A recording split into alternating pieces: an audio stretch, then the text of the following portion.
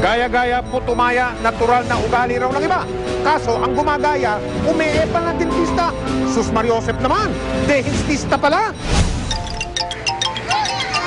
Isa raw sa pinaka-kinakatakutan ng ilang chikiting, hindi ang mga gumagalang mumu o aswang.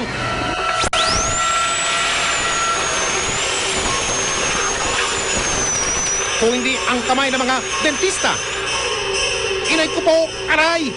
Masakit po. Bakit? Ano ba ginagawa sa'yo ito, dentista? Binubundog ko ng ngipin. Naiyak po ako. Doon. Yung ngipin nagdudugo. Kung sa bagay nga naman kapag ngipin ang pinag-uusapan, medyo sensitibong bagay na yan. Kaya dapat talaga ang bubutingting sa ating bibig yung lehitimong lisensyadong dentista. Dahil kung hindi sabi ng mga eksperto, ang ngipin nyo pwedeng magkaganito. Aray ko po! Pag sa illegal, kakaroon ng mga swelling, no? Yung pamamaga. Andyan, may infection pa yan. Minsan, ang mga gamit hindi malinis.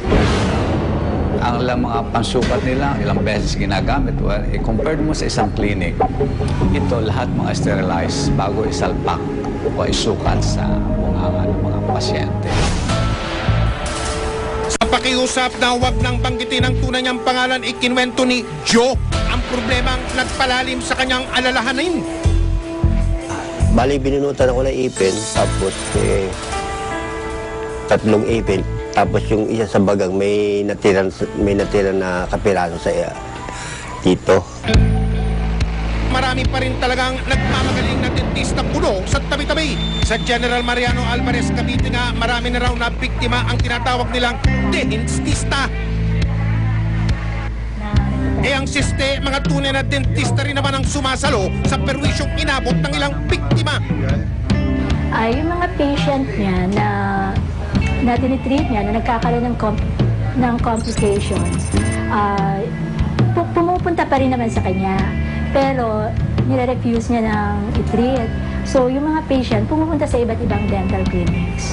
So yung mga kapwa namin dentista, nalalaman yung mga maling treatment niya.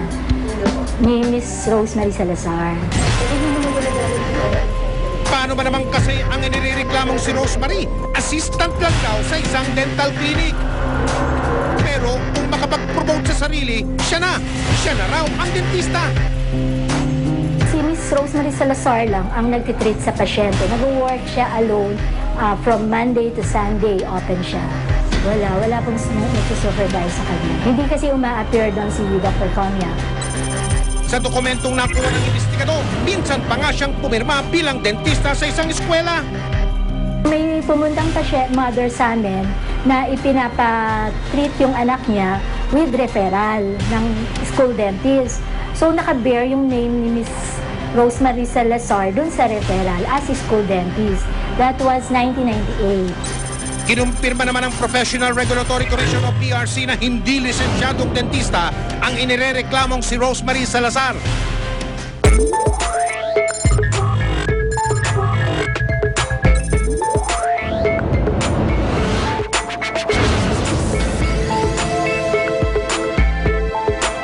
Kaya para makumpirma ang sumbong, isang asset ng investigador ang bumisita sa kanilang klinika sa bayan ng General Mariano Alvarez sa Cavite.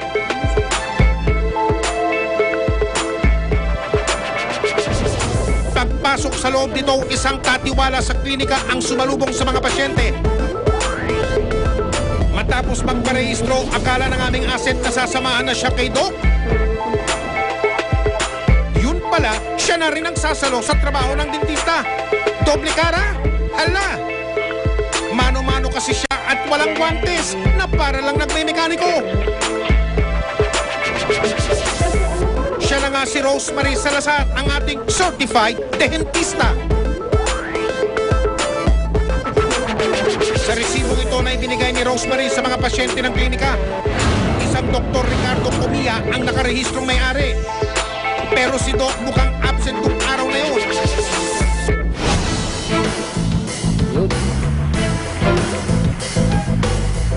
Kaya naman minabuti naming bumalik. Baka sakaling the doctor is in na sa ibang araw. Ang kaso ganun pa rin ang naging eksena. Ang katiwala pa rin ng dentista na si Rosemary ang nakunan ng aming kamera. Pati sa sales talk, bumibida rin, oh. Papasa mo pa kuya. Maganda sa'yo kuya jacket. Sa bali 10 ko yung apat. Gusto nyo pa bang ipagkatiwala ang ngipin ninyo sa isang hindi lisensyadong dentista? Naloko na! The hints!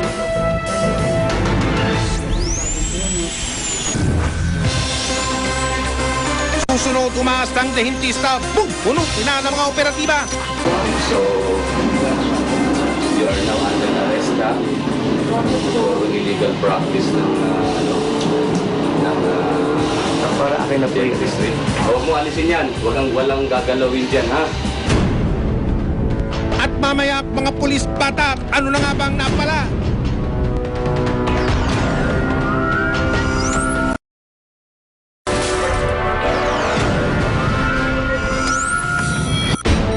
Tila hindi na makita ni Rosemary ang kaibahan ng pangarap sa pagpapanggap. Dapat na sigurong bunutin na maling racket niya nang matauhan na mali ang kanyang ginagawa.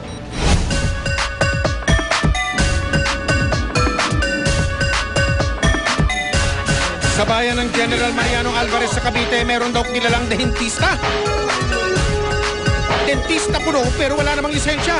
Dentista kuno pero katiwala lang pala ng isang doktor kumiya. Basta, kung ipagkakatiwala ang ngipin sa kanya, dehins na, no? Kung ganito ang mangyari sa inyo, kaya naman ang Criminal Investigation and Detection Group o CIDG kasama ang Philippine Dental Association o PDA bubunutin na ang nabubulok na racket ng ating dehintista. So ikaw magbibigay ng go, sige sir, tinitreat na ako, sabay pasok tayo, raid na. Hindi ko na ipakukonsilit sir, basta once na nag-start na, sinusukatan na ako. Pindutin ko na yung cellphone ko para yun na yung, kasi basta nakapasok na, basta once nakasakal pa na, pindutin ko na sir, para disconnect. Okay. Nang maikasa na ang isasagawang operasyon, dumiretso na kami sa sorpresang dental appointment.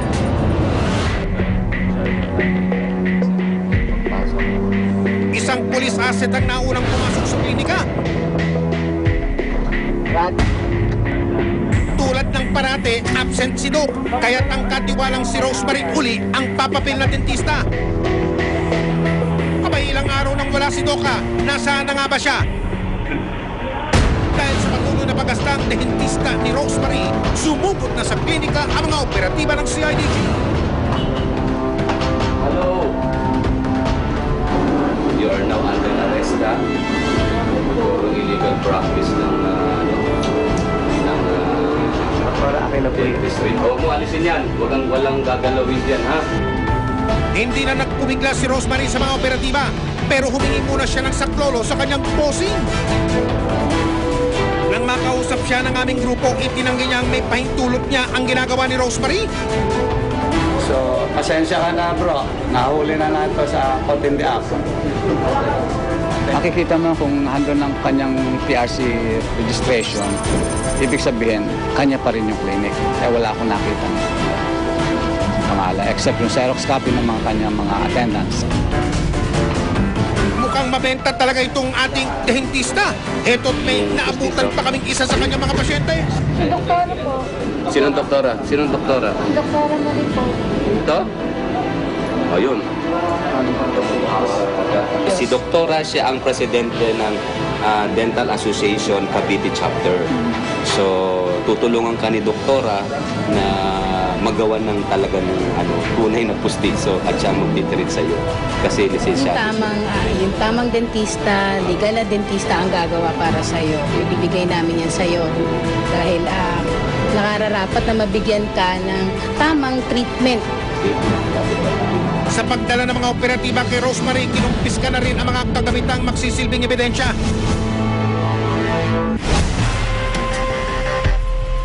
Pagbalik sa impila ng CIDG, paglilinaw ni Rosemary, tauhan pa rin siya ni Dr. Comilla. Sa katunayan nga raw, madalas pa itong bumisita sa naturang klinika. Actually, hindi naman po ako may-ari ng clinic. Ang assistant lang po ako. Ang may-ari po si Dr. Comilla. Lagi po siya nandyan. Kasi lang, hindi nga lang po siya kilala dyan dahil hindi naman po siya taga-GMA. Kaya pag may nakikita sila, kala nila ako lang nang nakikita nila kasi ako ang kilala doon. Sa pananaliksik ng investigador, napagalaman namin na naging pangulo pa pala ng Armed Forces of the Philippines o AFP Dental Society ang may-ari ng inirereklamong klinika na si Dr. Ricardo Comia. Dahil sa pahayag ni Rosemary na alam ni Dr. Comia ang pag-aalang dentista niya sa kanyang klinika, sinikap namin kunin muli ang sagot niya sa naturang issue. Pero tumanggi siyang humarap sa aming kamera. Dahil hindi naman umano nakapaskil ang lisensya ni Dr. Comia sa klinika, lusot siya sa asunto. Pero wag siyang pakasiguro. Dahil ayon sa PRC, maaaring manganib ang lisensya ni Dr. Comia sakaling mapatunayan ang kanyang kaugnayan sa inireklamong panlilim lang sa mga pasyente ng klinika. Pag talaga na prove na ina-allow niya yung unlicensed dentist to practice without his or her supervision, magiging liable yung registered dentist. So, administratively, ang sanction would be either reprimand, suspension, or revocation ng authority niya to practice dentistry. Depensa naman ni Rosemary, 3 taon pa lang daw niyang ginagawa ang pagdedentista ng walang lisensya. Papasa mo pa kuya. Bali na pakiusapan lang ako nung may-ari kasi nga wala pa sila nakukuha ng dentist. Na i-check up lang naman, chinek up lang naman mga bata. Yun lang naman. No, sila din ang nag-type niyan eh. Yung school lang ang may ano niya para kasi kabubukas lang nila wala pa sila nakukuha ng dentista.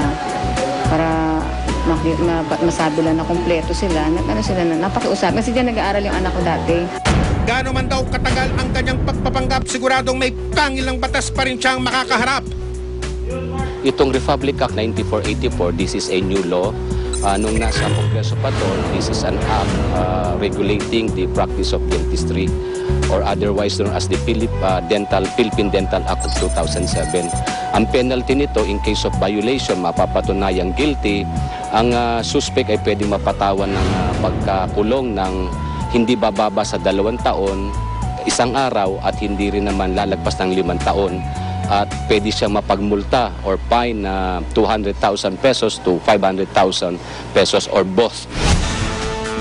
Payo rin ng Philippine Dental Association, hindi kailangang katakutan ng mga dentista.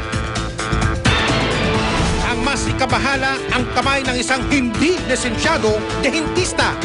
SOP yan, ibig sabihin, kailangan dapat makikita ng mga pasyente yung dalawang yung PRC at saka diploma. Kung wala yon, magduda na kayo, baka ito illegal. Masakit talaga pag may problema ang ngipin ng tao. Kaya sensitibong usapin din pag kung kani-kaninong kamay lamang ang kumakalikot nito. Mas maganda ang ngiping may ngiti. Kaya kung lalapit sa dentistang walang lisensya, naku, sige kayo, baka ang ngiti ninyo ay makapungi-pungi. Susunod mga pulis bata, ano na nga bang napala?